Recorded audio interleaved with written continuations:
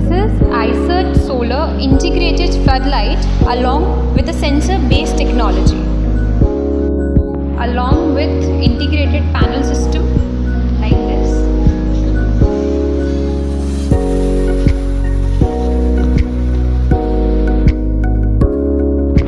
Here we have a switch and an integrated panel for 80 watt, and the light is for 50 watt, and the battery which we are using here is for 24Ah.